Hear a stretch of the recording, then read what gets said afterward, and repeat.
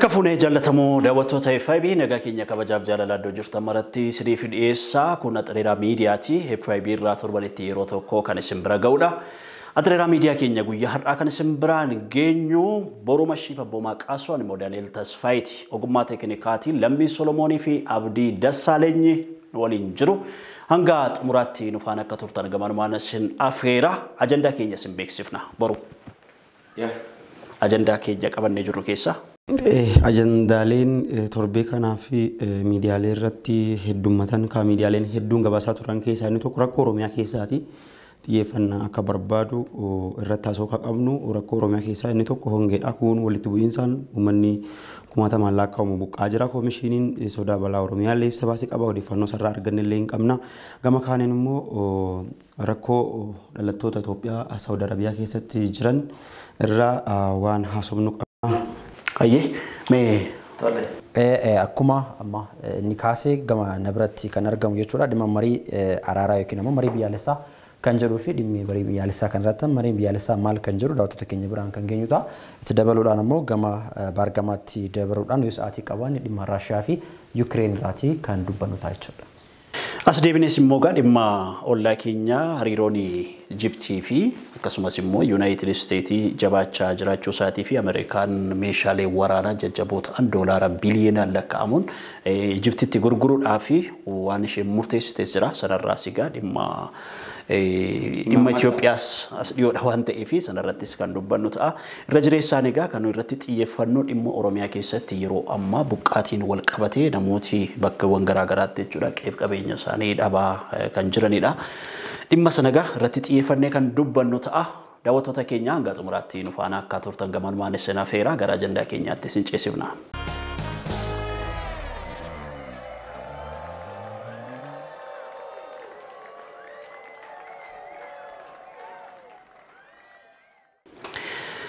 Akkuma beekamu egaa Oromiyaan bara kana keessa jechuudha keessumaayyuu waggoota sadan darban kana keessatti balawwan namtolchee fi kan uumamaatiin miidhamaa akka isheen jirtu odeeffannoo fi miidiyaaleen idil addunyaas kan biyya keessaa muraasnis kan isaanii itti dhiyeenyaan gabaasaa turan hin jiraata. Hawaasi keenya egaa godinaalee adda addaa keessa jiru rakkoowwan adda addaatiif saaxilamee yeroo inni itti jireenya kanaan dura qabullee yeroo inni itti dhabee ba'ee galuuf yaaddoo keessa yeroo inni itti galee jirudha. Keessaayyuu egaa balaa uumamaa hongeedhaan wal qabatee jiruun tibba kana keessa jechuudha. Naannoo Booranaa keessatti hawaasi hongeedhaan miidhamee horiisaa qabeenya isaa dhabeeti kan inni jiru. Tikfattee bulaan naannoo Booranaa keessa jiru gara Gujiittis akkuma kana, Baaleettis akkuma kana, Harargeettis illee akkuma kanaadha. Dhimma sanaan wal qabatee egaa hawaasi humni isaa danda'u biyya keessaas biyya alaas sanarratti xiyyeeffachuudhaan jechuudha deeggarsa adda addaa taasisaadha kan inni ture. Sanaan iyyuu uummata keenya baraaruun ulfaateeti kan inni jiru jechuudha yeroo ammaa kanatti.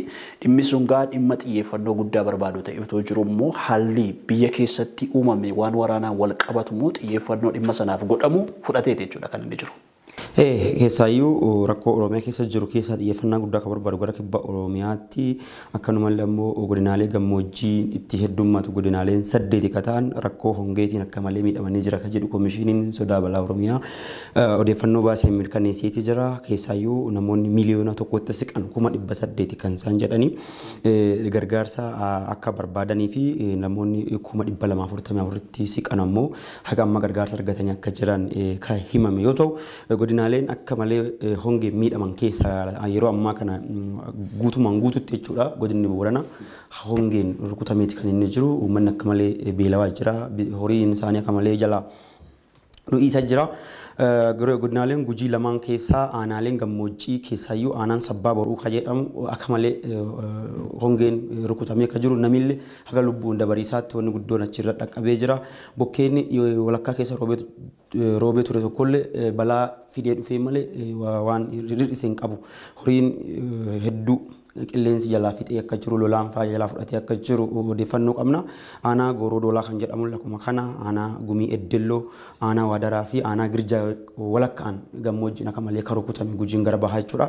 Gujii gara lixaa ammoo aanaaleen 3 keessaayyuu aanaan Sorroo Barguddaa aanaan Dudda Daawwaa akkanuma aanaan Malkaa Sooddaa gammoojjiin kan rukutame yoo ta'u godinaalee garana ol jiran keessa godinni Baalee aanaaleen gammoojjii guutumaan guututti hongeen akka rukutaman jiraniif hawaasni gargaarsa ariifataa akka barbaadu rakkoo Oromiyaa keessa wal qabatee yeroo ammaa kana walumaa galatti hawaasi miiliyoona 5 siqu miiliyoona 4.9 kan ta'u jedhee komishiniin kun gabaasa baaseen miiliyoona 5 akka siqu uummanni Oromoo rakkoo cimaa keessa jira. Gara lixaa Oromiyaatti yoo deebine immoo walitti bu'iinsaan uummanni akka malee miidhamaati kan inni jiru. Guyyaa guyyaatti lubbuun namaa dabaraa oola. Waraana xiyyeeffannaan argannettu lixa Oromiyaatti geggeeffamaa jira. Miidiyaaleen kamiyyuu ka gabaasan hin jiran yeroo ammaa kana garuu uummanni lixa Oromiyaa keessa qubatu rakkoo isaanirra gahaa jiru yeroo hedduu bilbilaan illee akka mirkaneeffataa jirutti rakkoo cimaa walitti bu'iinsa uumameen namni du'aa jira. Mootummaan ka jedhu warra hidhatee baddaa jiru waraana bilisummaa Oromoo ka mootummaan abaa shanee hidhee moggaasitu isaan lolaa jira ka jedhu mootummaa yeroo deddeebiidhaan yaada kennaa jiru hogganoonni naannoo sanii garuu ammoo isaan ka jedhaa jiran garee finxaaleeyyii faannoo jedhamutu uummata lixa Oromiyaa irra jiru irra balaa dhaqqabsiisa kan jiru jedhu odeeffannoo akkasii qabna. Tole, galatoomii akkuma amma isin kaastan jechuudha keessumayyuu gama dhimma rakkoo hongee Oromiyaa keessa mudate kana wajjin wal qabsiisee akkasumas gama waraana finxaaleeyyii Amaaraa kun naannoo uummata Oromoo naannoo isaanii rabbanan wajjin wal qabsiisee ajandaan torbee kana keessa baay'ee gabaafamaati kan inni ture jechuudha.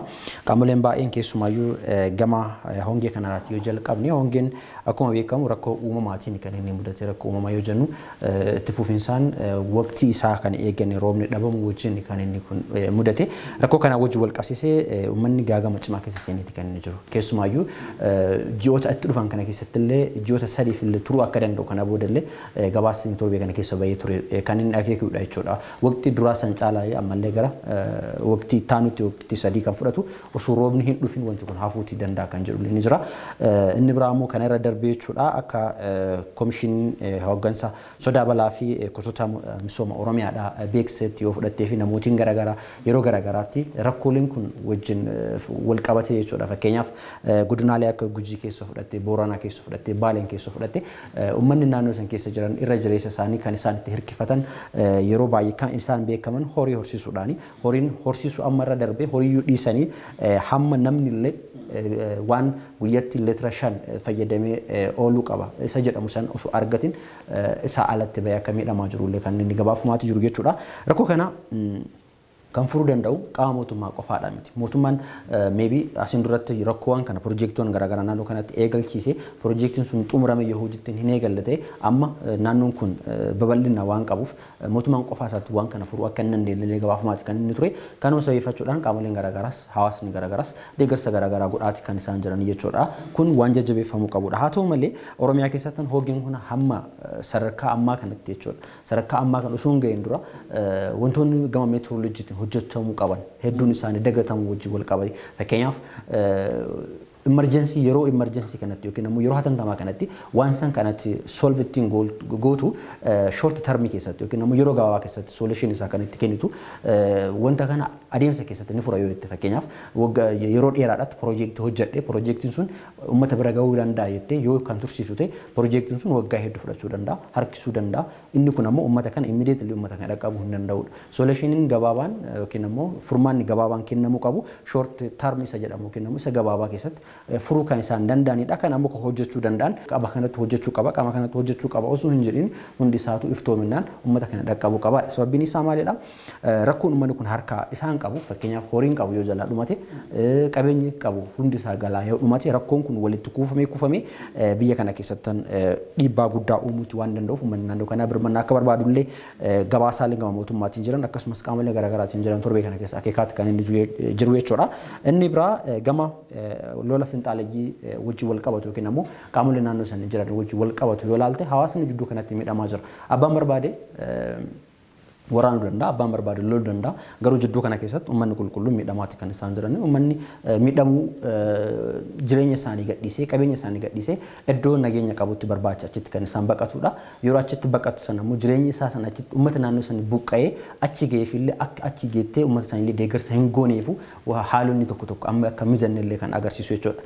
Fakkeenyaaf daangaa irratti qaamni lamaan tokko yoo wadhabe uummanni qabeenya isaa gallakkisee lo'oo isaa fudhatee bakka biraatti kan inni baqatu yeroo isaan baqatanii iddoo biraa gahan sanitti iddoo sanitti ammoo qaama saniif deeggarsa gochuu akka hin dandeenyetti daandiin cufamuu wajjin wal qabatee naannoon sun fagaachuu wajjin wal qabatee haalonni naannoo san jiran baay'ee ulfaataa waan ta'eef dhimma kana xiyyeeffannoon itti kenname hojjechuun akka qabu barbaachisaadha. Hojjetamuu qabaas sababiin isaa walitti bu'iinsi yeroo garaagaraatti uumuu danda'a. Qaamolee ollaa tokko hamma taatetti hamma ollaa tokko keessatti jiraatutti sababoota garaagaraatiin walitti bu'iinsi namootaa fi hawaasa adda addaa gidduutti uumamuuti danda'a. Inni kana hundeerraa furuun rakkoo asirratti amma keessumaayyuu amma waa'ee Oromiyaati waan nuti haasa'aa jirru waa'ee Oromoo fi Oromiyaati. Dhimmi Oromoo fi Oromiyaa immoo bara kana keessa jechuudha amma Oromoo fi Oromiyaa irratti lola akaakuu garaagaraa lamatu banamee jira. Inni jalqaba akkuma sila kaasaa turre hongeedha. Inni lammaffaa immoo walitti bu'iinsa lixa Oromiyaatti adeemaa jirudha. Gara bahaa fi gara kibba Oromiyaatti hongeen akka malee jabaatee jira. Kibba Oromiyaa keessa lolli gurguddaan lama jira. Hongeen jira, waraansi walitti bu'iinsi jira. Akka lixa Oromiyaa ho'aa ta'uu iyyuu habaatu malee jechuudha. Keessumaa amma inni irra jireessaan uummati keenyatti miidhamaa jiru dhimmi hongee fi dhimmi lolaa kun jechuudha. Dhimma xiyyeeffannaa guddaa barbaaduu fi haal duree kamiyyuu kan hin eegganne ta'utu irra jiraata. Amma kan abboomaan kaasee dhimma meetirooloojii wal qabatee namooti dhimma haala qilleensaa irratti hojjetan jiru. Biyya kana keessa jechuudha. Dhaabbataa guddaa ta'anii maqaa guddaa kan qaban biyya kana keessatti kan mootummaan miindeessee hojii hojjetan jiru. Issuun isaan irratti hojjetan inni guddaanii gara fuulduraatti biyya kana keessatti haalli qilleensaa maal fakkaata isa jedhu hordofanii dafanii haala mijeessuutu irra jiraata. Keessumaa naannoon horsiisee bulaa kuni xiyyeeffannoo guddaa barbaada. Loon isaanii marga malee jiraachuu hin danda'anii bishaantu isaan barbaachisa. Jireenyi uummata naannoo sana jiraatu loon irratti bu'uureffateeti. Kan inni bara dheeraadhaaf biyya kana keessa jiraate jechuudha. Addumaan immoo gara Booranaa kan jiru loon biyya kana keessatti sanyii filatamaa ta'uudhaan bakkeewwan adda addaa keessatti fudhatamaniiti kan isaanii aannan biyya kanaa keessatti illee kan inni ittiin hojiirra oolee namoota baay'eef kan hin raabsamu. Suni xiyyeeffannoo dhabuun rakkoo ulfaataa uummati kun keessatti kufe fideera jechuudha. Dursanii itti qophaa'uu dadhabuu fi uummata sanaa fi wantoota barbaachisaa ta'e dhiyeessuu dadhabuun jechuudha. Utuu kanaan dura uummati xiyyeeffannoo argatee irratti hojjetamaa ture irrattuu ta'e gama mootummaanis gama inni jiyootiinis rakkoon kana fakkaatu mudatu ture. Gaafa hongeen tokko dhufu dursanii maaliin ba'u uummati kun loon kun maaliin jiraata jedhutti yaadamuu ture. Inni kan biraan immoo ammas gara lixa Oromiyaattis yoo deemte ilaalte humni faanoo jedhamu uummata keessumaa Wallagga bahaa jiruu fi godina Horroo Guduruu Wallaggaa keessa jiranii baay'ee isaanii jechuudha daangaa keessa lixanii magaalaan tokkommaa roobii kamisa galgala jechuudha guutumaan guutuutti akka inni gubateedha odeeffannoo gama sanaa bilbilaan nu qaqqabee jiru jechuudha. Magaalota akka Ebaantuu, Amuruu, Kiiramuu, Jaardagaa, Jaartee warra jedhaman kun amma qabeenya isaanii dhiisanii baqatanii lubbuu isaanii dhabaniiru. Namooti ijoolleen lubbuu isaanii dhaban jiru. Barsiisaan yeroo darbe asiitii amma barsiisotaa fi wanta garaagaraa gochaa turan. Barsiisaa herreegaa nama barattoota baay'ee biyya sana keessatti oomishe lubbuu isaa ajjeesaniiru. Maatii isaa dubbisuu dhaqeenyaan jechuudha. Naannoo sana keessa wanti jiru qabeenyi isaan manatti qabatan boqqolloo isaan mana keessaa qaban ibiddatti qabsiisanii yeroo isaan itti gubaa jiran jechuudha. Kun amma mootummaan naannoo Oromiyaa nageenya lammii isaatii eeguudhaa fi itti gaafatamummaa dursaa kan isa caalaa qabu hin jiru. Garuu hamma ammaatti uummati naannoo sana keessa jiru rakkoo gurguddaa baachuu hin dandeenyeef saaxilameeti kan jiru. Uummata sanaaf qaamni wabii ta'ee anatu siif jira jedhee isaaniif falmuu jiru. Humni hidhatee jiru jira.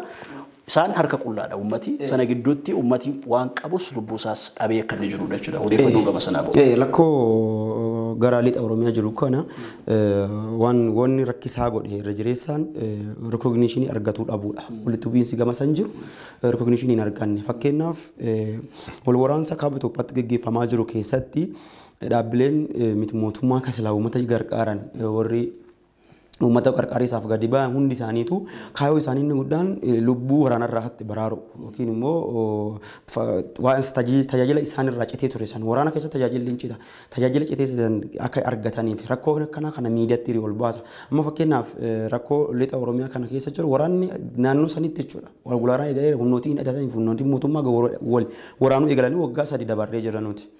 Waggaa 3 kana keessatti uummati lixa Oromiyaa keessa qubatu adda miidhamaa jira dhumaa jira kibbi Oromiyaa lakkanuma kibbi Oromiyaa amma irra wayyaa kan kibbi Oromiyaa kan wayyaa'uu fi warra hidhatanii jirantu wal lola malee uummata ta'a akkuma carraatti yoo rakkoon irra dhaqqabe malee warri hidhatan walitti dhufan numa wal ajjeesanii numa wal lolan gara lixa Oromiyaa jiru kun garuu Oromummaa isaaniitiif uummanni lixa Oromiyaa ajjeefamaa jira daangaarraa buqqifamaa kan isaan jiran gareen finxaaleeyyii faannoo jedhamu kun meeshaalee waraana kaaba Itoophiyaa keessatti gaggeeffamaa jiru hidhatan fayyadamanii uummata lixa Oromiyaa akka isaan rukutaa jiran uummanni nutti himataa jira dhagee'aa jirra yeroo irra deddeebiidhaan uummanni sagalee isaa dhageessifataa jira garuu rakkoo addisan jiru fakkeenyaaf amma uummanni kun uummata birmataa dhabeedha. Mootummaan warra hidhatan achi keessa jiru waa wal loluuf yookiin rakkoo addisan keessa jiru san keessa seenee furuu dadhabee jedhee gadi bahee dubbatuuf illee hin dandeenye yookiin immoo yoo uummata san fakkeenyaaf bulchiisaa fi nageenyi Oromiyaa biiroon bulchiisaa fi nageenya Oromiyaa nagiyaa lammiilee Oromoo tiisuudhaaf dirqama qaba. Dirqama qaban kana garuu akkaataa isaan ittiin bahuuf danda'an miidiyaaleen Itoophiyaa keessa jiran keessaayyuu miidiyaaleen Oromoo dhiibbaa godhuu qabuu danda'u. Mootummaa itti baanee qofa arrabsuu ni muti yookiin immoo itti baanii arrabsanii mootummaa qeequu qofaan adoo hin taane akka inni hojjetu akeekuudha itti. Fakkeenyaaf rakkoo Oromiyaa keessa jiru yoo fure mootummaan Oromiyaa wara hidhatee jiruun aangoo isaatiif jedhaa jecha kan waraanu qofa taanaan poolisiin Oromiyaan barbaachisu jechuudha uummata Oromootiif. Poolisii Oromiyaa keessaa bahe waan ta'eef humni addaa Oromiyaa keessaa bahe waan ta'eef rakkoo lammiilee Oromiyaa irra gaggeeffamaa jiru ittisuudhaaf illee dirqama qaba. Dirqamni isaa jalqabaatu isuma kana. Nuti biyya tokko taanee waliin haa jiraannu malee identiitii garaagaraa qabna, maalummaa garaagaraa qabna, qabeenya garaagaraa qabna, lafa garaagaraa qabna. Tarii lafa san fudhachuudhaaf uummata kana fixuu danda'u. Uummanni kun dhumaa jira garuu rakkoo kanummaa rikognishiitti kennuudha miidiyaaleen Oromoo kan jiran hundumti isaaniitu kan harka mootummaa jiranis kan harka dhuunfaa jiranis rakkoo lixa Oromiyaatti gaggeeffamaa jiru addatti ilaalamuu kan qabu. Kibba Oromiyaarraa addatti kan ilaalamuu qabu. Saba biraa waliin wal lolaa jira uummanni lixa sanii. Saba biraatu isaan buqqisaa jira akka isaanii mataa nutti. Kanaaf xiyyeeffannaa addaatu isaan barbaachisa kan jedhu gamanumaan kaasuu danda'uu qabna jedhee yaada jechuudha. Yeroo darbe finxaaleeyyiin warri Amaaraa jedhamanii lafti Wallaggaa guutummaan akka waan kan isaanii ta'etti yeroo isaaniitti miidiyaatti ba'anii dubbachaa turan hin jiraata. Amma wanta sana wanta apply gochaa jiran fakkaata sa'aatii ammaa kana keessatti jechuudha. Ummati kan inni jechaa jiru humna mootummaan Abaa Shaniitiin jedhu wajjin humni faanoo walloluu sana booddee immoo qaamni tokko dhiisee baqataa qaamni tokko immoo dhufee ummata magaalaatti galee sana keessatti tarkaanfii ummata irratti akka inni fudhachaa jirudha kan ummati himachaa jiru jechuudha. Sagaleen isaan bilbilaan nutti himatan jira. Oduu irrattis kan nuti kanaan dura hojjennee jiru jechuudha. Gidduu kanas kan isaan himachaa jiran hin jiraata jechuudha. Jiraattotni soban faayidaa siyaasaa isaan irraa argatan waan hin jirreef jechuudha. Ummatatu dhimma kana ajandaa godhatee akkasitti haasa'aa jira. Rakkoo isaa ibsachaa jira jechuudha. Isa kaan immoo fira isaatu isa magaalaa jirutu magaalaatti baqatee bilbilaanii himachaa jira. Iddoowwan baay'eetti uummati rakkoo isaallee akka inni hin ibsannee fi bilbilli irraa citeera. Daandiin gara sanatti geessu baay'een isaa jalaatii cufameeti kan inni jiru. Gara sana oomishaaleen garaagaraa namni ittiin jireenya isaa geggeeffatu gara sana qaqqabaan jiru. Namni saamunaa ittiin wayyaa miiccatu illee dhabeeti kan inni jiru. Zayitii ittiin nyaatu illee dhabeeti kan inni jiru. Sana duwwaatu hin taane wantuma jireenya isaa guyyaa guyyaa adeemsifachuudhaaf isa barbaachisu dhabee yeroo inni itti girraa garaagaraa qabeenya ofiisaatii facaafate argachuu hin dandeenye kan biraa bitachuu sun taane jechuudha. Fakkeenyaaf waan inni facaafate keessaa boqqolloo facaafate ta'e qamadii facaafate ta'e inni sun ni gubata yoo ta'e isumaayyuu argataa hin jirudha kan biraa bitachuu yoo hafe jechuudha.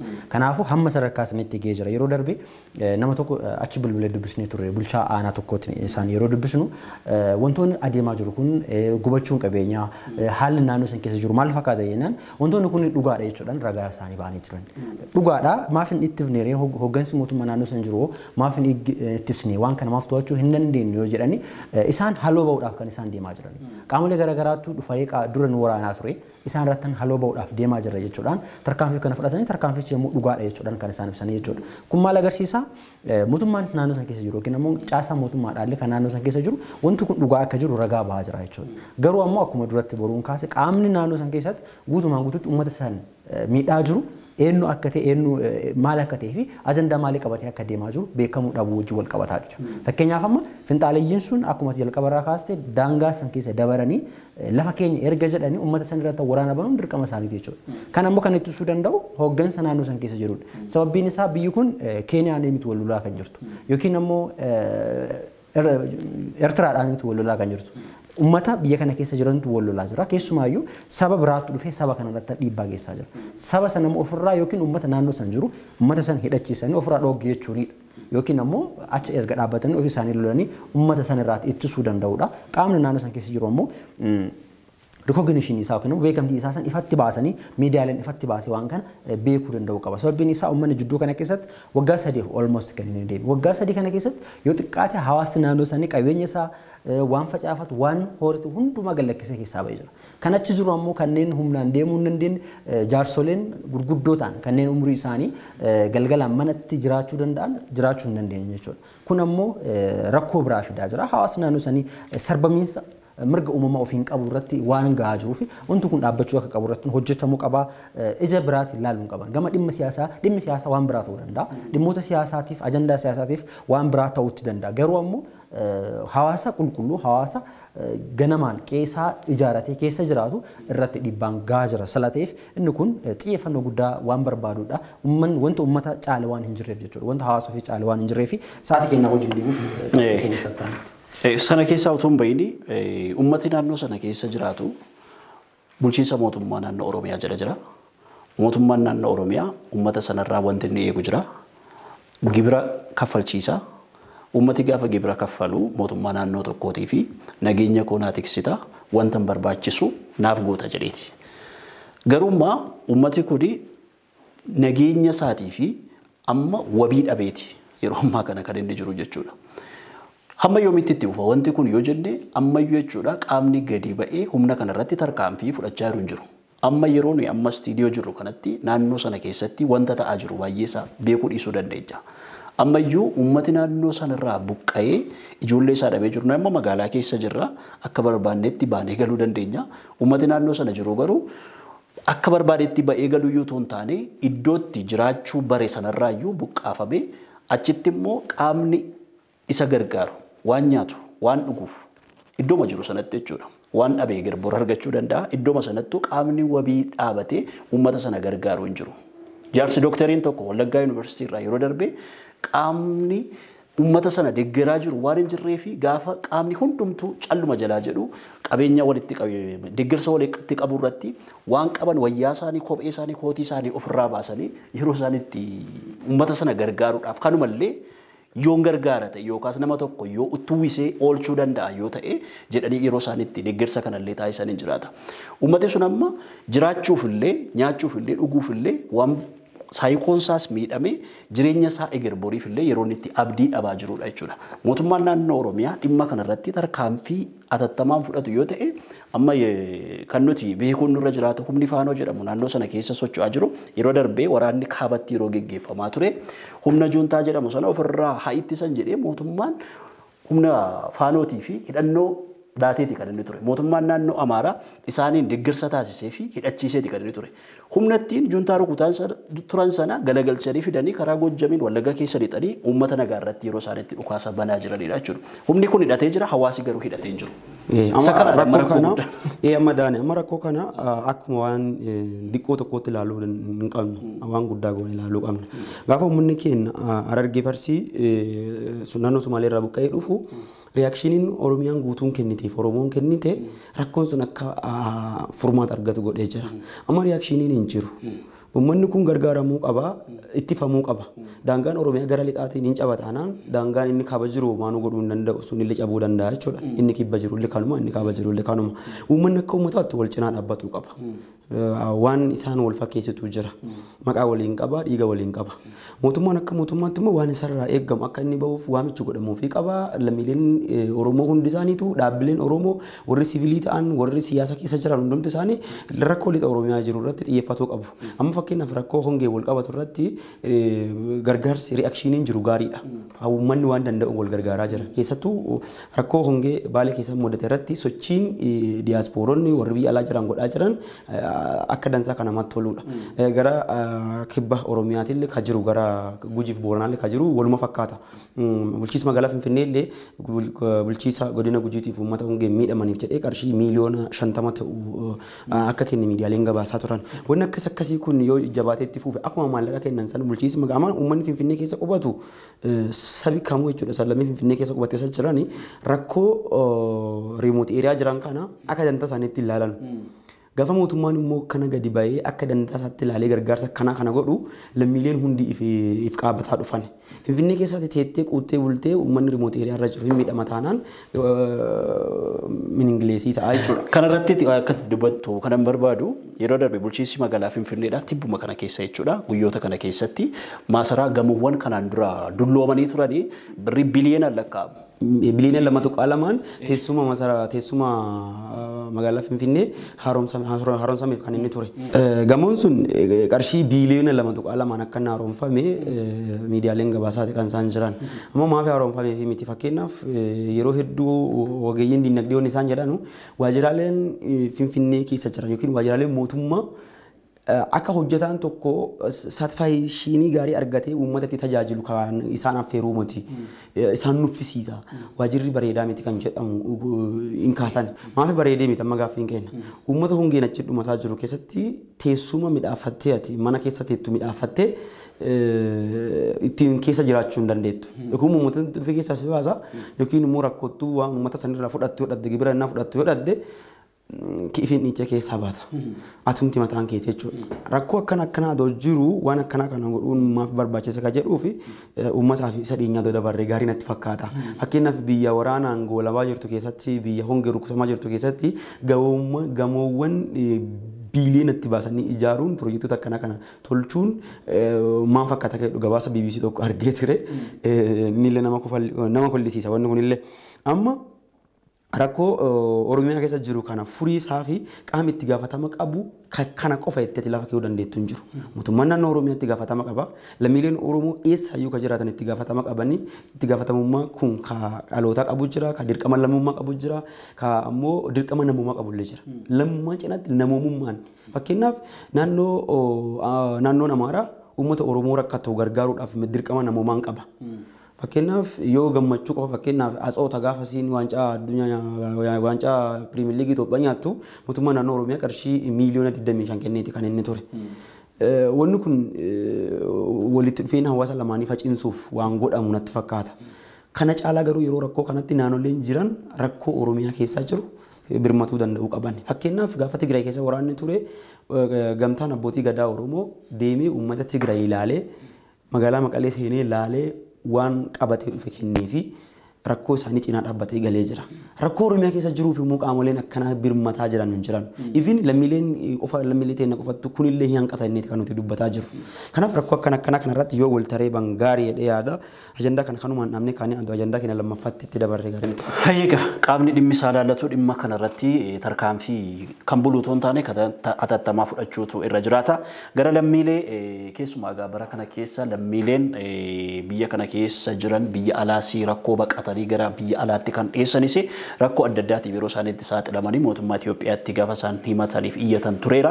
Lammiileen Itoophiyaa mana hidhaa Saawud Arabiyaa keessa jiran yeroo adda addaatti iyyata adda addaa dhiyeeffachaadha kan isaan turani. Mootummaan hamma danda'u biyya sana keessaa baasuudhaaf yaaleera godaantota 42,000 kan ta'anii gara biyyaatti deebiseera jechuudhaan kan inni yeroo garaagaraatti gabaasa isaatiin ibsu. Lammiileen biyyattii keessa jiran ammallee mana hidhaa Saawud Arabiyaa keessatti rakkoo gurguddaatiif saaxilamanii akka jirani yeroo garaagaraatti gabaasa keenyaan ibsaa turre miidiyaaleen adda addaas ibsaadha kan isaan turani. Egaa akka gabaasaaleen adda addaa jedhanitti bifa godaansaatiin lammiileen gara Saawud Arabiyaa seenan waggaatti jechuudha gara walakkaa miliyoonaa itti kan siqanidha. Yeroo ammaa kana egaa namoonni 100,000 ta'an immoo mana hidhaa Saawud Arabiyaa keessa akka isaan jiranillee gabaasaaleen adda addaa addeessu abuun kanarraa. Sirriidha akkuma isin kaastan namootni walakkaa miliyoona tokko ta'an jechuudha karaa Saawud Arabiyaa kanatti imaluudhaaf akka achi seenanillee gabaasni ba'aa jiru keessa ni mul'ata. Akkuma asirratti kaase jechuudha ministeerri Haajji Alaa Itoophiyaallee guyyaa roobiidhaatti qaamoleen adda addaa dhimma kanaaf achitti akka imalanillee gabaafamaati kan isaan jiru. Jilli kun gaafa Riyaaditti imalu namoota akka ambaasaadar Reedwaan Hussein akkasumas ambaasaadar Leencoo Baatii fi muftii Haaji Umar Idris fa'aa ofitti qabateeti akka achi deemeedha kan gabaafamaati jiru. Walumaa galatti yoo ilaalte yeroo garaagaraatti uummanni Oromoodha jireenya gaddaddoo adda addaa ofirraa qolachuudhaaf jecha biyya isaa keessatti osoo nagaan taa'ee jiraachuu danda'u biyya isaa keessatti jireenya gaarii barbaadachuudhaaf jecha jireenyuma fooyya'aa qabdu ni barbaada jedheeti inni isaan kun gammoojjii keessa qaxxaamure isaan kun bishaan keessa qaxxaamure osoo qurxummii nyaattu osoo sababoota garaagaraatiin miidhamu biyya ambaatti ni bada erga biyya ambaa biraatti deemee immoo saboota garaagaraatti wajjin wal qabatee qabameetumaan kan daa'ima qabulle daa'imummaa isaatu wajjin fuudhameeti mana hidhaatti kan inni darbatamu erga achi darbatamee booda eenyuyyuu quba isaa hin qabaatu achuma dhiisee biraa deema jechuudha. Keessumaayyuu biyyoonni Arabaa kun yoo fudhatte baay'inni isaanii ni oo'u erga oo'anii booda immoo haalli bakka mana xiqqaa keessatti ulaa xiqqoo keessatti nama baay'ee walitti naqaniiti kan isaan dhiisanii yeroo kana immoo uummanni jidduu san keessatti ni miidhama ho'a kanaa wajjin wal qabatee namni hidhamuun homaayyuu miti erga hidhamti garuu akkaataa itti hidhamtuu fi akkaataa ati keessa tursuun murteessaadha.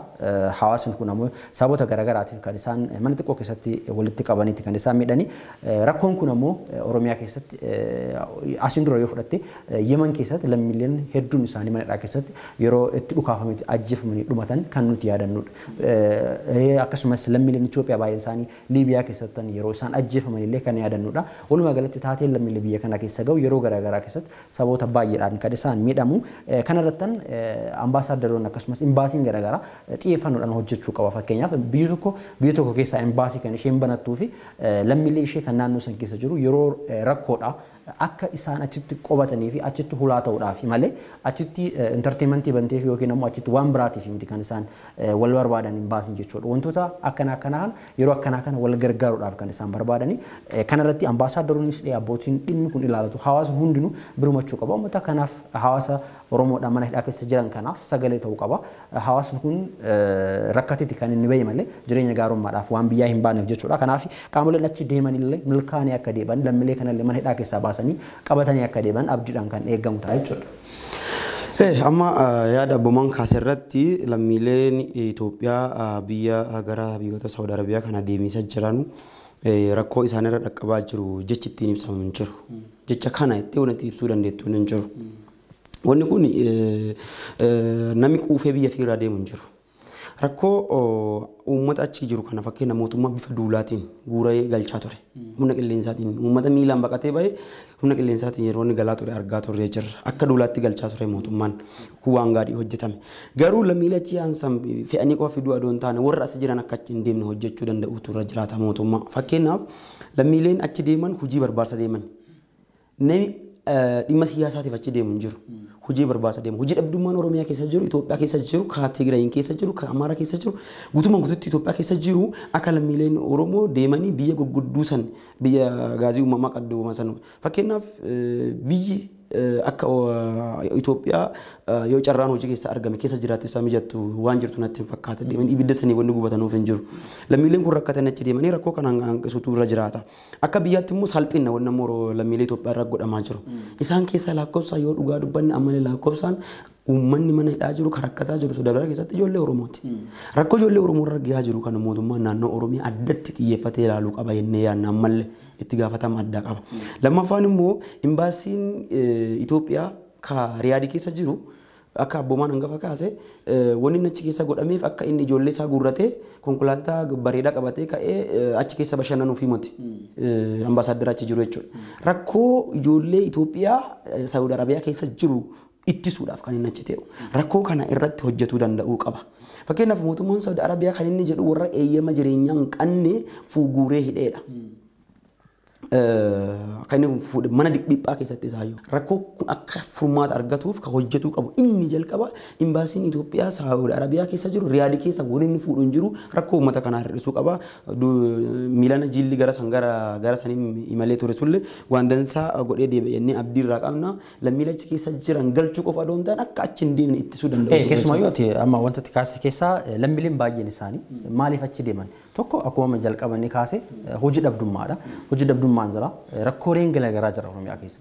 Rakkoo kana furuu danda'uu qabda. Lammiileen biyyattiidha qaala'insi jireenyaa mataa koree jira. Wantoonni biraa mataa koranii jirani. Dhimmoota kana baqachaadha lammiileen kun kan achi deemaa jiran. Kanaafuu mootummaan naannoo Oromiyaa qaamoleen kun hundinuu amma dhiyeenya kanattan gabaasoo bahee ture. Lammiilee kuma meeqaaf carraan hojii uumameedha kan jedhamaa ture. 700 akkas. Maalidha? Ragaa dhiyeessuun salphaadha baay'ee. Ragaan sun lafarra jiraayi. Ragaa dhiyeessisuun sun lafarra jiraadha. Waggaa waggaattan asiin duratti lammiilee kuma meeqaa carraa hojii uumuudhaaf wanti kun ramadamee jira yeroo ittiin jedhamaa turreetu jira. Kun hundinuu deemee rakkoon guddaan Oromiyaa keessa jiru kun namootuma muraasaan birookiraasiin walii hidhuudhaan jireenyi lammiilee dargaggeessaa ispeeshaalii dargaggeessi humna dargaggummaa isaatiitti osoo hin fayyadamin osoo jireenya baqummaatiif biyya keessa imalu osoo biyya kaan irra deemu galgalli isaa badee gara biyyaatti kan hin deebi'u jechuudha. Kun hundinuu kan ta'aa jiruu fi jireenyi biyya keessaa waan hammaateef kana kan hojjechuu danda'an ragaa akkana gooneera jedhanii yoo ati timti ammoo shakkaa jira eebalu akkana jedhaniitiin waan biraase fudhatu. Kanaafuu wantoonni kun dhaabbachuu qabu. Lammiilee achi deemanii mafamoo akka achillee hin deemne barumsi kallattii baay'een kennamuufii danda'u qabu. Hawaasni illee lammiileen baay'ee miidhamaa jira. Ammallee istiil nuti hin dubbanna malee isaan miiliina tokko achi deebisuuf deemaa jiranii miiliina tokko yoo tana barhaa Sumaalee keessa jira achiin baaquuf. Baay'eedha baay'ee nama dhiba. Jireenyuma kana jibbee jechuudha. Achi dhaqee isaaf carraa hin taane maal ta'e kana irratti barumsa kennuudha. Wal barsiisuu danda'u qabani miidiyaan hojjechuu qaba inni jiru adda addaa ofitti harkisanii hojjetanii lubbuu uummata kanaa baraaruu danda'u. Qabxii kana goolabnee darbuudhaaf kana tamma kaastee kun amma akka biyyaatti salphina jedhee ture buruuni dhugaa dubbachuudhaaf lammiileen biyya alaa biyya kana keessatti guyyaama tokkoof illee gaafa isaan waa bal'eessanii yeroo isaan hidhaman illee lammiileen mootummaan biyya biraa jiru lammiin Itoophiyaa tokko biyya kana keessatti hidhamee rakkoon tokko irra ga'eennaan imbaasii dabalatee biyyi sun hamma ibsa baasanitti kan isaan ga'an. Kan biyya kanaa garuu lammiileen 100 lakkaa'aman 200 lakkaa'aman mana hidhaa keessatti dararamanii hacuucamanii rakkoo garaagaraatiif yeroo isaanitti saaxilamanii mootummaan biyya tokko calliseedhuma ilaala jechuun ijoolleen kun erga iyyachuutti ka'anii erga himachuutti ka'anii waggaa tokko lakkoofsiseera yeroo dheeraadhaaf deddeebinee miidiyaa keenyaatiin ibsaa turre. Akkuma kanas immoo ambaasaddara biyya sana keessa jirullee yeroo darbe kan nuti dubbisnellee tureera. Ijoolleen kun rakkoo garaagaraa qabaachuu danda'u, badii qabaachuu danda'u. Badii isaanii sanaa fi akka nama tokkootti itti gaafatamummaa fudhachuun waan seerri isaanirraa barbaadudha. Yookaas immoo seerri biyya sanaa waa inni ajaju jiraachuu danda'a. Garuu mootummaan biyya tokko callisee lammiilee kana utuu isaan waggaa tokkoof himatanii iyyatanii callisee akkasumatti iyyata isaanii sana ilaaluun mootummaa biyya kanaallee waan tuffachiisu ta'uu danda'a. Kan amma abboomaan kaasee achiiti galchuu danda'u rakkoon biyya kana keessa jiru immoo lammiilee kan biraa immoo karaa ba'aa barbaadaa kan jiran immoo meeqa jiraachuu danda'u. Isa kanas mootummaan xiyyeeffannoo kennuutu irra jiraata. NGO'n abbootiin qabeenyaa dargaggoota biyya kana keessa jiran iddoo garaagaraatti jireenya barbaachaatiif rakkoof saaxilamaa jiran kanaaf carraa hojii uumuudhaan investimentii adda addaa keessa galchuudhaan irratti hojjechuun barbaachisaadha. Mootummaan amma gama isaatiin 700 carraa hojii uumne jedhee waan inni dubbachaa jiru kuni ta'ee jennaan waan gaariidha. Garuu wanti kun hammam hawaasi kun yookaan dargaggooti biyya kana keessa hojii dhabanii karaa kanarra olii gad deddeemaa oolan mana araada garaagaraatti qabamanii jiranii hammam dhuguma wanti kun isaan bira ga'ee isaan qaqqabee jira. Warri hojii argatan kun eenyudha? Warra miseensa dhaabaa ta'an immoo nama hojii hin qabne lammii biyya kanaa ta'uu isaatiif hojii argachaa jiran seerus immoo yaaduun barbaachisaadha. Gama mootummaa qofaa miti carraa hojii uumuu keessatti abbootiin qabeenya biyya kana keessa jiran dirqama qabu. Fakkeenyaaf abbootiin qabeenya biyya kana keessa jiran gamoo ijaaranii kireessanii qofa dhiisan teenaani nama beesee qabutti yookiin nama hojii qabu kireeffata mana sana warri hojii hin qabne homaa irraa argatu. Gamoo dhedheetu samaayii tuttu magaalota Oromiyaa keessa ijaaramte lammiilee Oromoo hiyyeeyyiif yoo carraa hojii uumne teete mukaan garaagarummaa hin qabdu. Mukuma jechuudha. Abbuma qabeenyaatti abbaa qabeenyaa fayyadaa jechuudha. Abbaan qabeenyaa tokkoon ijaaraan kireeffata. Abbaan kireeffate sun immoo keessaa hojjeta. Isni duruu maallaqa qaba abbaa hojiiti. Warri hojii hin qabne immoo hojii keessatti hin argatan. Aadaan hojii keenyaallee dadhabaadha. Aadaan hojii keenyaallee aadaan uummata hawaasa keenyaa keessumaayyuu aadaan hojii isaallee dadhabaadha. Fakkeenyaaf saboota biraa fudhachuu dandeessa biyya kana keessatti. Gaafa dhalatanirraa qe'ee isaaniitti badan deemanii.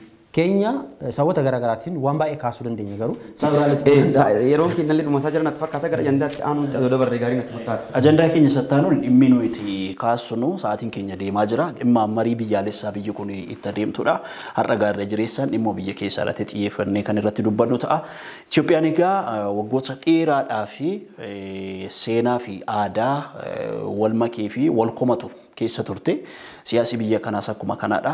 Kan wal gargar baqatuu fi lammiileen biyya kanaas immoo seenaaf aadaa hatamee fi jal'ifameen yeroo dheeraadhaaf jechuudha. Yeroo isaanitti walirratti qabsa'aa wal diineffachaa yeroo isaan turan tureera. Siyaasi biyya kanaas immoo hundeedhumarraa yoo fudhattee ilaalte qawweedhaan kan ijaaramedha. Biyyumti kun jechuudha qawweedhaan ijaaramte yoo jette dhugaarraa kan fagaate miti. Waan qabatamaa waan dhugaa seenaa namni lammiileen biyya kanaa amananii fudhatan utuu hin taane seenaan biyya kanaa qawweedhaanii kana fudhachuu irra jiraata. Ansi bituun qaba, ansiin caalaa yookaas immoo siyaasa biyya kanaa anatu uumame kan bulchuuf uumame anaadha ati buluuf uumamte jechuudhaani seenaa akkasiitiin waggaa dheeraadhaa fi biyyi kun lammiileen biyya kanaa yeroo isaan itti rakkoo siyaasaa walxaxaa keessa yeroo isaan itti galanii turanidha. Isa kana gaa mootummaan biyya kanaa yeroo ammaa kanatti marii biyyaalessaa hunda hirmaachise goona jechuudhaani sochiin eegalamee jira. Sanaafis immoo komishinii ofii isaanii hundeessaniiti kan isaan jiran jechuudha. Dhimma kana irratti waa dubbanna. Dhimma marii biyyoolessaatiin wal qabatu irratti marii biyyoolessaa kun hin barbaachisaa kan jedhu jalqabumarraa kaasanii yeroo hedduu namoota siyaasaa ganna dheeraa siyaasa keessa turan jalqabuma gaafuma qabsoon barattoota Oromoo addawaayii afaan wawwallaalchittee addam akka isaan baqatan goote san marii biyyoolessaatu barbaachisa kan jedhu warri ganna dheeraa siyaasa keessa turan warra akka Profeesar Mararaa Guddinaa fakkaasaa turani rakkoo amma uummata Itoophiyaa irraa qabdu kuni nuti political society jedhanii nuti warra siyaasaaf dhalate jedhanii warruma kaaba hubatan lamaan kanatti uummata biyya tanaa rakkoo biyya tanaatiif sababa isaanuma rakkoo uume isaanuma ammallee rakkoo itti fufisiisaa jira.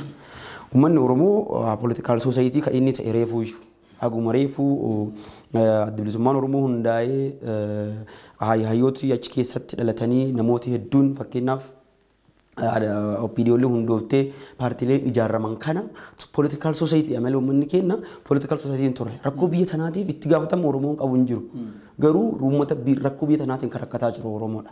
Amma achi garuu rakkoo kana hin furra jedhanii itti seenanii jiranii political society ta'anii wal deemisaa jiran gareen sadiin tun jechuudha. Warri lakkaa lamaan kaaba qubatuuf rakkoo uumame kana keessatti immoo Oromoon miidhamee jira jedha. Warri political society turan nuti political society turre jedhuun kun immoo isin miinee hin jirruyyuu isin fayyanne kasaan jedhan. Rakkoo jalaa sin baafne akkasiin of beektanis hin goone akkasiin jiraattanis hin goonedhaan nu ajjeestanii jirtan jedhee himata uummanni kun. Warrummoo lamaan aangoo wal fixa kennammoo wanni fixanuuf aangoosa ittiin dheereffatiisaaf fixan uummata kana.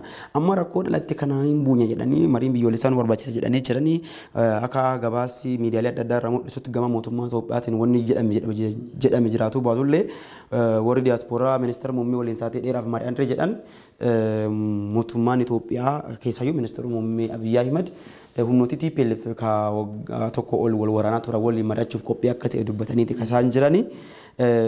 Gama TPLF immoo hoogganaan TPLF Dr. Dabrason Gabra Mikaa'el haasawa dheeraa barruu African Report waliin godhan Jaanuwaarii 20 kan maxxanfame barruun kuni to achieve peace in Ethiopia take Eritrean out of game waan jedhu tokko dubbatee kasaan turan Eritrean nuti rakkoo nageenyi bu'a akka nageenyi bu'uuf immoo Eritrean tapha kana keessa ba'uu qabdi bulchiinsi siyaasa forqii tapha kana keessa ba'uu qaba kan jedhu dubbatanii jiranii gama kaaniin immoo gareeleen marii kana keessa barbaachisan eenyu akka ta'an ifatti wanni lafa kaamee jiru hin jiru warri mootummaa walirraa jira Oromiyaa keessa jiranii warri siyaasaa kan hidhamanii turan keessaayyuu hogganoonni paartii kongireesii federaalaa Oromoo gadhiifamaniiti kan isaan jiranii warri olaanoo jiran warri olaanoo jiranii kamaniiti kan isaan jiranii warri adda bilisummaa Oromoo amma ammatti nama baay'ee hin dhageenye miseensota isaaniillee warra baay'ee alaan dhageenye hin qabnu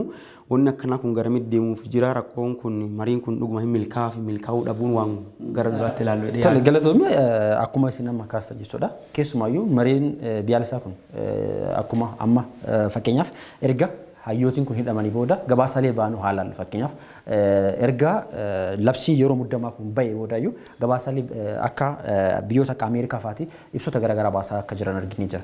Fakkeenyaaf amma waa'ee yeroo kana keessa labsiin wannaan kun bahuu isaa ka'uun isaa akka waan gaariitti akka fudhatanii ibsanii command post isa jedhamu kun labsii yeroo ariifachiisaa bahuun haqamuu isaa waan gaarii akka ta'e fudhatanii kan isaan jiranii kun egeree gaarii kan agarsiisudha. Akkasumas immoo isaanan hafan kanneen yeroo labsii yeroo ariifachiisaa kana keessa hidhaman hiikamuu akka qabanillee waamicha kan isaan dhiyeessanidha. Fakkeenyaaf kan hojjenne akkuma amma boruu irraa tuqe namooti sababa yeroo ariifachiisaa kana keessa hidhaman hooggantoota adda bilisummaa Oromoo fa dabalatee kanneen baay'een isaanii ijoolleen baay'ee hidhamanii jiran yeroo kana keessatti isaan kun hiikamuu akka qabullee gabaasni Ameerikaan ibsa Ameerikaan kun kan akka hihudha. Itti dabaluudhaan illee yeroo ammaa kan akka haarawaatti lolli naannoo Affaar keessatti dhufe kana irratti illee konsarn akka irratti xiyyeeffannoo akka barbaadullee akka dhiphatanillee kaasaniiti kan isaan jiran jechuudha. Walumaa galatti amma marii biyyaalessaa yoo xiqqaate qooda fudhattoota sadii qabaachuu akka qabullee hayyootiin yeroo garaagaraa ibsaa kan isaan turanidha. Isa jechuun qaamoleen maricha hirmaatan as keessatti argamu isaan qaban jechuudha. Inclusiveness isa jennu jechuudha. Akkasumas immoo haala mijeessitoonni as keessatti hirmaachuu danda'u qabani. Akkasumas qaamoleen walaba ta'an marichaaf haala mijeessuu akkasumas immoo mootummaan itti bahiinsaan maricha irratti hojjechuu akka qabullee kan jedhu ni jira jechuudha. Walumaa galatti kun amma deemee adeemsa koomishiniin hundaa'uudha bira gaheetti kan inni jiru. Koomishinii keessa namootiin eeramanii kan isaan turanidha. Namootiin eeraman sunillee uummanni amma namooti eeraman sanillee arguuti kan inni barbaadu. Garuu ammoo osoo achiin seeniin iyyuu rakkoon biraa uumamaati kan inni jiru. Fakkeenyaaf amma qaamoleen achi keessatti hirmaachuu qaban hundinuu bifa hundumaanuu qophaa'uu qabanidha kan inni jedhu. Kana keessaa ammallee qaamoleen sababa yeroo labsii muddamaatiin hidhaman baay'een isaanii hin baane. Kanaafuu ulaagaalee marii biyyaalessaatiif geessu keessatti koomishiniin kun ammallee waan tokko miis godhaa jira jechuudha. Kanaafuu waliin deemuun illee ulfaachuu danda'a. Kana hundumaayyuu hundee isaa balleessaa deemuun bareedinatti fakkaatu. Waa'ee koomishinii darboman asirratti wani dabaluu qabu. Gaafa TPLF waliin wal waraana keessan seenii dura mootummaan garii araaraa akka ergee ture. Garii araaraa san keessa namoota turan eenyu akka ta'e yaadanna. Eegii waraana seenaniin duuba immoo gareen sun eessa turte ka jedhama. Fakkeenyaaf warrummaan gaafa san filatamanii deeman suni warra nagaa buusuuf deemu nagaa boruusuuf deemu ka jedhullee ilaalamuu qaba. Koomishiniin kun akkas akkan ta'ani. Fakkeenyaaf maqaa namaa dhabuun barbaannu malee namni beekamaan guddaadha jedhamee Itoophiyaa keessatti maqaa dansaa qabu ka addunyaa irratti akka malee beekamu waraana san keessatti deebi'anii yeroo isaa hirmaatanitti argame. Warra araaraaf deeman keessa ka ture jechuudha. Wanni akkanaa kun deemtee walabummaa dhaabbilee ergaman koomishinii dhaabbatee kanaaf illee rakkoo qaba. Koomishiniin dhaabbate kun guutumaan guututti walaba ta'uu qabaadha. Walii irratti walii galamuu qabu. Guutumaan guututti garee kamuu kan deeggarre garee kamiifiyyuu kan logne ta'uu qaba. Koomishiniin uummatatu eera jedhanii jiran namoota gara 600tu eerame isaan keessaa 42 kan filatamanidha. Warri amma fakkeenyaaf uummanni beekame eenyu akka qulqulluu ta'e eenyu akka araara barbaadu nagee biyya kanaa yoo bu'e eenyu akka fedhu uummanni hin beeka. Gareen kun odoo uummatatti beekame gaarii ture ifa ifatti firiili adoo filatamanii. Akkaataa isaa ittiin filachiisaa turan maybe onlaayiniidhaan filachiisaa akka turan illee arginee jira. Walumaa galatti qaamoleen kun walaba ta'uudhaan marichaaf haala mijeessuudha gaheen isaanii. Amma ulaagaalee kaa'ame sana keessaati amma ulaagaa sadiidha kan kaa'ame. Tokko qaama maricha irratti hirmaatu bifa hunda isaanii hirmaachisee ta'uu qaba kan jedhuu fi haala mijeessitoota warri jedhaman warri koomishinii marii araaraati warri haala mijeessan jechuudha. As keessaa amma qaamoleen walaba ta'anis jiraachuu tura jiraata warri dhimma koomishinii marii araaraa sana warri taajjabanii qaamota alaafaa hirmaachisa. Inni kun jechuudha. Abbootii amantaa ta'uu danda'a yookaas immoo dhaabota abbootii gadaa ta'uu danda'a. Eenyu akka ta'e imma beekamaa miti gaa kan amma abboomaan kaasee uummati namoota 600 oltu eeruun kenname namoota 600 ol eeruun kenname keessaati nama 42dha kan filatamanii jiran jechuudha calalamanii kan ba'anii jirani. Namooti kun eenyu fa'i eenyuun bakka bu'u achi keessaa Oromooni nama bakka isa bu'u. Eenyuun qabasa jedhusi Oromoon baruu barbaada. Namni kun hammam quuqama Oromoo qaba. Namooti Oromoo keessaati bakka sana koomishinii sana keessatti hirmaatanii eenyu fa'i hammam waa'ee Oromoo beeku, hammam seenaa Oromoo beeku, seenaa biyya kanaa hammam beeku, siyaasa biyya kana keessatti deemaa ture hammam beeku inni jedhu Oromoon beekee itti amanee naa ta'a jechuutu irra jiraata. Yoo ta'uudhaa baate ammas dogoggora seenaa kan biraan uumame biyya kana keessatti jechuudha itti quufuu dadhabaa jechuudha Oromoon. Inni kan biraan immoo achi gahuun duraayyuu ammoo isa hunda hammachuu qaba yookiin qaamoleen marichaa hunda hammachuu qaba isa jedhu saniyyuu guutamaan jiru. Qaamolee san bira geenyeeyyuu qaamoleen sun nuuf ta'ayyuu hafeeyyuu qaamolee san bira gahuudhaafuyyuu qooda fudhattoonni as keessa hirmaataa jiran hundi isaanii wal qixaa miti kan jedhamaa jiru. Isa sana immoo guutaa deemuu danda'u qabu. Sana galamma yeroo jalqabaatti kan jedhamaa jiru immoo dhaabileen siyaasaa Oromoommaa gurguddaa warri ta'an amma sadii jiru biyya kana keessatti jechuudha. Dhaabni biyya bulchaa jiru dhaabni paartiin badhaadhinaa jira, KFO'n jira, ABO'n jira. Oromiyaa keessatti immoo qaamni yookaas immoo hordoftoota qaba. Miseensa qaba hundumti isaanii jechuudha. Badhaadhinni miseensota qaba akkasumas KFO'n miseensota qaba ABO'nis miseensota qaba. Warri kun hundumtuu kana keessatti hirmaachuutu isaan irra jiraata. Inni kan biraan immoo biyya kana keessatti amma humni akka shoror keessaatti farrajamee jiru biyya kana keessatti jechuudha. TPLF fi waraanni bilisummaa Oromoo kan mootummaan ABO shanii ittiin jedhu sana keessatti hirmaatu yoo ta'e hammam amansiisaadha. Biyya kana keessatti humna kana qawweedhaan balleesseen achi booddee immoo araara ta'a yookaas immoo kan isaanii nan dhibu yoo jettees ammas humna sana balleessuu dhiisuu dandeessa. Amma fakkeenyaaf dubbii dubbatti irratti dabballoonni mootummaa hedduun isaanii kan jedhan marii biyyoolessaa kan barbaachisee fi uummata walitti araarsuuf malee garee shororkeessaa waliin mari'achuu fi mootii kaasaan jedhaa turan. Keessattuu aanga'oonni gara naannoo Oromiyaa jiran yaada kanarra deddeebiidhaan hin kaasanii hin calaqqisaa hin mul'ata irra. Wanni akkanaa kun marii kanaaf rakkoo uumtee inni yaana sa'aatiin keenya deemaati kan inni jiru rakkoo uumtee inni kan nuti yaanu ministeerri muummee garuu hoogganaan kaabinee Oromiyaa waliigala qaamolee tokko waliin mari'atiisaaf fakkeenyaaf TPLF waliin mari'atiifaaf banaa ta'uusaa karaa diiyaasporaatiin dhageenyeeti kan jiru wanni akkanaa kun adumaa hoogganoota olaanoo irraa eegame. Nagi amma namni hundi biyya kana keessatti aangoo murteessa jedhuu hin danda'u. Hundi isaa anatu murteessa jedhuu hin danda'u. Qaamuma olaanootu murteessa. Fakkeenyaaf mana tokko kan hoogganu abbaa warraati yookiin haadha warraati. Walii galaniiti isaan lamaan kan deeman. San malee ijoolleen nagaan hin jiraattu mana keessa. Akkas godhiisaaf deeman. Yoo namni callisuu illee qabdi ijoolleen. Kanaafuu mee hoogganoota haa dhaggeeffannuutu hoogganoota olaanoo. Beekanii wallaalanii fudhatanii dhiisanii qaamonni olaanoo kana dhaggeeffatanii achiin duuba ri'aaktii haa ta'u godhanii gaariidha. Dursanii ri'aaktii gochuurra jechuudha. Asirratti kan nuti dabaluu qabnu waa'ee marii biyyoolessaa irratti dhaabbileen hawaasa Oromoo 60 ol ta'an yeroo darbee jechuudha yaaddoo qaban ibsaniiti kan isaan jiran. Warri kun amma dhaabbilee siivilii akkasumas immoo falmattoota mirga dhala namaa fi waldaalee hawaasaa Oromoo idila addunyaa waliin ta'uudhaan ibsa isaan baasan hin jiraata. Ibsi kun gaa qabxiilee 6 of keessatti qaba. Inni kun haaldureen kun guutamuutu irra jiraata jechuudha kan isaan kaasanii. Isaanis sodaan isaan qabanii mariin kun amma eessatti akka inni geggeeffamullee beekamaa miti. Biyya kana keessatti ta'uu dhiisuu danda'a. Mariin koomishiniin marii araaraa kun Itoophiyaa keessa taa'ee mari'achuu dhiisuu danda'a yookaan biyyoota ollaa warra akka Keeniyaa yookaas immoo biyya kan biraatti dhaqee mari'achuu danda'a. Haa ta'u iyyuu malee kana keessatti kan nuti hubachuun nurra jiraatu dhaabbileen yookaas immoo biyyooti akka Eertiraa siyaasa biyya kanaa keessatti maqaan isaanii gaarii hin taane yookaas immoo siyaasa biyya kanaa keessatti dhiibbaa uumaa jiru kan namni kan jedhamanii hamatamanii kana keessatti hirmaachuu akka isaan hin qabne akka tisila kaasti jechuudha. Kan kaafame illee hin jiraata. Haa ta'u iyyuu malee egaa waraanni biyya kana keessa jiru dhaabbachuu akka qabu namoota qeerraa buqqaaniif dhiyeessii nyaataaf qorichaa wantooti kun guutamuu akka qabu warri hidhamanii jiran hiikamuu akka qabanii fi kan fakkaatan ibsa isaanii keessatti kaasaniiti kan isaan jirani. Egaa sa'aatiin keenya baay'ee waan deemeef yoo goolabne gaarii natti fakkaata. Sa'aatiin dhumee jira. Jaalatamoo daawwattoota keenya xiriiraa miidiyaa keenya guyyaa har'aa kan asirratti goolabnu ta'an waliin turtaniin hordofuu keessaniif baay'ifnee guddifnee isin galateeffanna. Boruu Mashii Fandaaleel Tasfaayee Abboomaa Qaasoo waliin turanii. Abdii Dassaalanyii fi Lammii Solomoon immoo ogummaa teeknikaatiin nu faana turan qophiileen FIB afaan itti dhufaniiru daawwadhaa yeroo gaarii.